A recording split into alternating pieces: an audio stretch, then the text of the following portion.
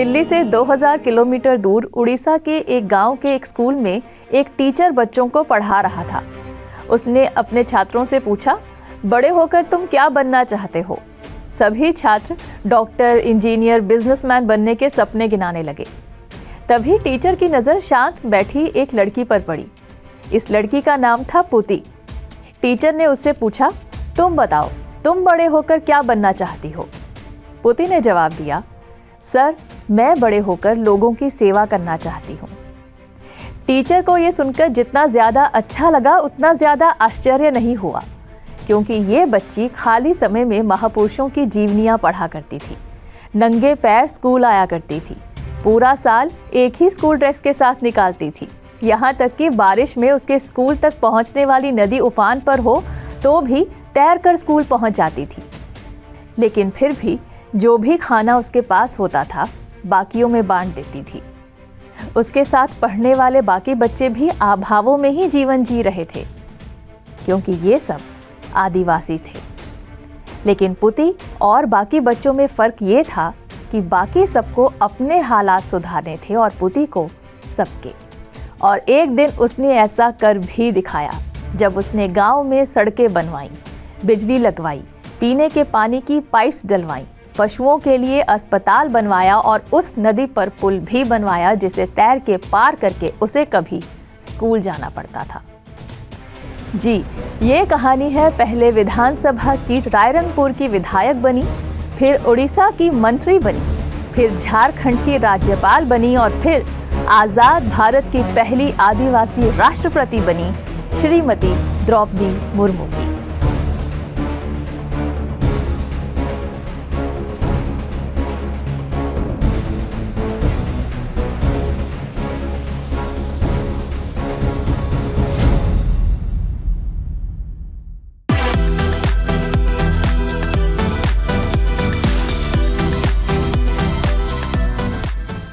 पुती को द्रौपदी नाम उनके एक स्कूल टीचर ने दिया था। 1969 की बात है। उनके स्कूल में एक टीचर थे वासुदेव बेहरा। दादाजी का निधन होने के कारण उन्होंने मुंडन कराया था और वो टोपी पहनकर स्कूल आ रहे थे। एक दिन ब्लैक बोर्ड साफ करने के लिए डस्टर नहीं मिला तो उन्होंने टोपी से ही बोर्ड साफ करना शुरू कर दिया। ये देख सभी बच्चे हंसने लगे, लेकिन स्टूडेंट द्रौपदी मुर्मू को ये ठीक नहीं लगा। घर जाकर उन्होंने पुराने कपड़ों से 2 डस्टर तैयार किए और अगले दिन स्कूल लेकर आ गई। घर में किसी से इसका जिक्र तक नहीं किया। यानी 7th स्टैंडर्ड में ही इतनी संवेदनशीलता और जिम्मेदारी दिखाने वाली द्रौपदी मुर्मू शिक्षा और शिक्षक के महत्व को समझ चुकी थी।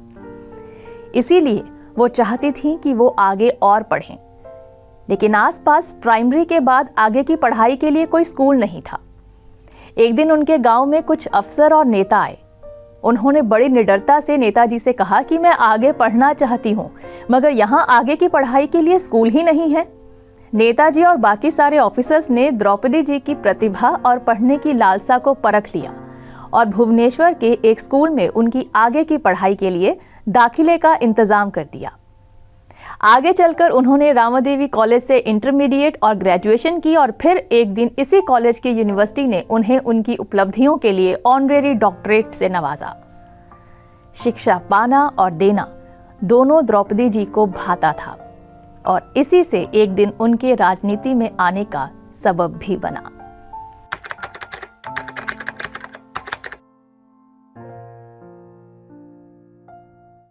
उन्नीस में द्रौपदी मुर्मू ने उड़ीसा के सिंचाई विभाग में बतौर क्लर्क ज्वाइन कर लिया।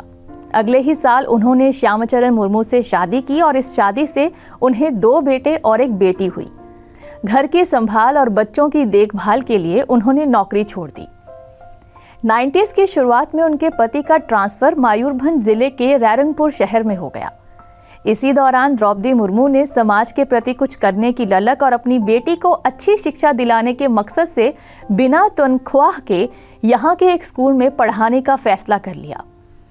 स्कूल में बच्चों के साथ उनका रिश्ता ऐसा था कि जब भी किसी बच्चे का जन्मदिन आता तो वो खुद से उसके लिए चॉकलेट लेकर जाती।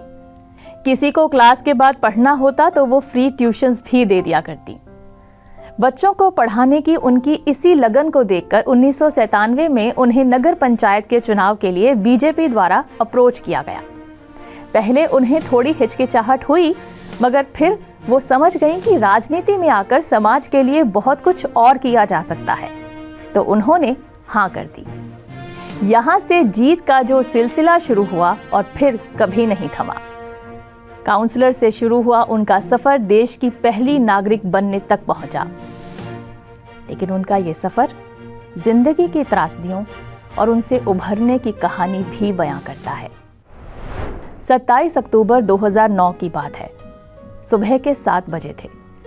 भुवनेश्वर के पत्रपदा इलाके के अपने घर में द्रौपदी मुर्मू अपने पति के साथ सो रही थीं। जब वह उठी तो उन्होंने देखा कि उनका 25 साल का जवान बेटा लाश में बदल चुका था। वो तुरंत उसे अस्पताल लेकर गई। मां का दिल किसी चमत्कार का इंतजार कर रहा था, लेकिन होनी अपना काम कर चुकी थी। द्रौपदी जी की आंखों के आगे अंधेरा छा गया। एक दिन पहले शाम को बेटा दोस्तों के साथ बाहर गया था। रात को ऑटो से घर आया था। रात भर में उसके साथ ऐसा क्या हुआ कि वो दुनिया ही छोड़ गया? मां के मन में 1000 सवाल चल रहे थे। ये सवाल उन्हें चैन से जीने नहीं दे रहे थे। अभी इनके जवाब मिले भी नहीं थे कि 4 साल बाद उनके दूसरे बेटे की रोड एक्सीडेंट में मौत हो गई और 1 साल के अंदर ही उनके पति भी हार्ट अटैक की वजह से चल बसे।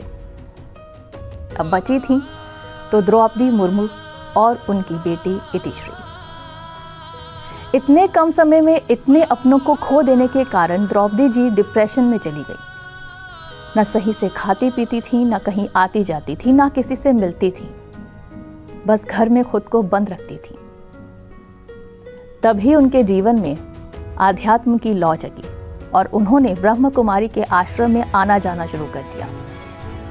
धीरे धीरे उन्होंने जिंदगी के उतार चढ़ाव के बीच मन को स्थिर करना सीख लिया और वो वापस लोगों की सेवा में लग गई। 2015 में गवर्नर बनी और 2016 में उन्होंने अपने ससुराल पहाड़पुर की सारी जमीन ट्रस्ट बनाकर स्कूल के नाम कर दिया। ट्रस्ट का नाम रखा अपने पति और दोनों बेटों के नाम पर, SLS ट्रस्ट। दिवंगत आत्माओं के लिए इससे अच्छी श्रद्धांजलि क्या हो सकती थी। 21 जून 2022 की बात है। द्रौपदी मुर्मू रायरंगपुर में थीं। उस दिन लोड शेडिंग की वजह से उनके घर में बिजली नहीं थी, इसलिए टीवी नहीं चल रहा था। मोबाइल फोन का वो ज्यादा इस्तेमाल नहीं करती थी, इसलिए वो दूर रखा था। इतने में मोबाइल पर एक फोन आया जो उन्होंने मिस कर दिया। ये मिस्ड कॉल उनके जीवन की सबसे महत्वपूर्ण कॉल थी। इतनी देर में झारखंड के कुछ समय के लिए उनके विशेष सेवाधिकारी रहे विकास चंद्र मोहन तो फोन हाथ में लिए भागते हुए मुर्मू जी के घर पहुंचे। फोन द्रौपदी जी को थमाते हुए बोले कि आपके लिए प्रधानमंत्री कार्यालय से फोन है। उन्होंने फोन लिया तो दूसरी तरफ से प्रधानमंत्री नरेंद्र मोदी बात कर रहे थे। उन्होंने द्रौपदी मुर्मू को बताया कि राष्ट्रपति पद के लिए उम्मीदवार के रूप में आपका नाम दिया गया है। द्रौपदी मुर्मू के पास शब्द नहीं थे। उन्होंने मोदी जी से पूछा कि क्या मैं आपकी उम्मीद के मुताबिक जिम्मेदारी निभा पाऊंगी? तो मोदी जी ने कहा कि आपने जिस तरह से झारखंड की राज्यपाल रहते हुए राज्य को संवारा है, मुझे विश्वास है कि आप इस जिम्मेदारी को भी काफी कुशलता से निभा सकेंगी। 25 जुलाई 2022 को द्रौपदी मुर्मू ने देश के 15वें राष्ट्रपति के रूप में शपथ ग्रहण की। यशवंत सिन्हा को बड़े अंतर से हराकर उन्होंने इतिहास रच दिया था। ये जीत बड़ी इसलिए थी क्योंकि वो देश की पहली महिला आदिवासी थीं जो राष्ट्रपति के पद पर पहुंची थी। द्रौपदी मुर्मू की कहानी इस बात का प्रमाण है कि अगर आपके अंदर लोगों के प्रति कंपैशन, अपने काम के प्रति ऑनेस्टी और अपनी रूट्स से जुड़े रहकर आगे बढ़ने की हिम्मत है, तो चाहे कितनी भी विपरीत परिस्थितियां आएं, आप उनसे ऊपर उठने का रास्ता बना ही लेंगे और वो रास्ता सर्वोत्तम पद तक भी जा सकता है। इस वादे के साथ कि किसी और हस्ती की प्रेरक दास्तां के साथ फिर हाजिर होंगे। आज के लिए इजाजत दीजिए। फिर मिलने तक के लिए नमस्कार। Take very good care of yourself.